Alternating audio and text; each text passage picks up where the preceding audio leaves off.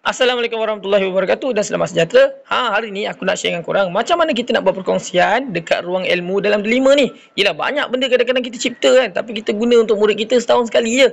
Jadi kita share lah dengan orang, kok orang boleh guna ilmu tu, mana tahu dia memberi manfaat kepada mereka kan.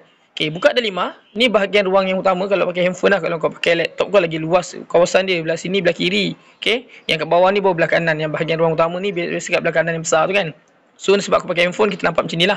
Pergi dekat pembangunan profesional ni, kat bawah ni ada tulis perkongsian ilmu ni, tekan kat perkongsian ilmu, masuk dekat ruang ilmu guru.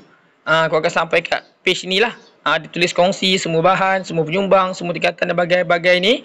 Masuk dekat kongsi, tekan kongsi. Bila kau tekan kongsi nanti dia akan keluar. Sekejap aku betulkan ni bahagian ni. Okey, dia akan keluar macam ni. Kalau dekat laptop dia besar lah, kalau kat sini dia macam ni lah, kecil dia kan.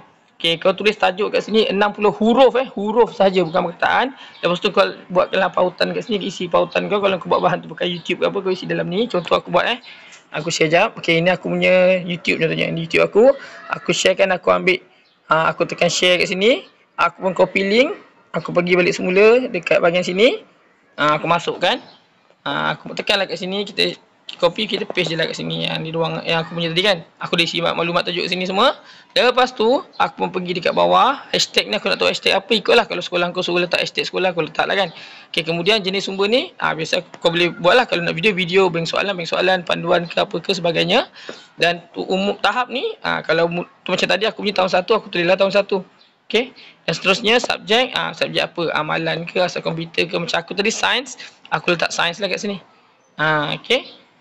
Okey, kemudian dah siap isi kat sini, nanti kau tekan saja. Kau pilih warna latar belakang. Warna latar belakang ni apa benda sebenarnya? Warna latar belakang ni sebenarnya adalah untuk bila kau dah siap video kau nanti, barulah dia akan keluarkan video kau tu dalam latar belakang ni warna apa. Simple je, tak ada masalah apa ini. Okey, sasaran guru, ibu bapa atau murid.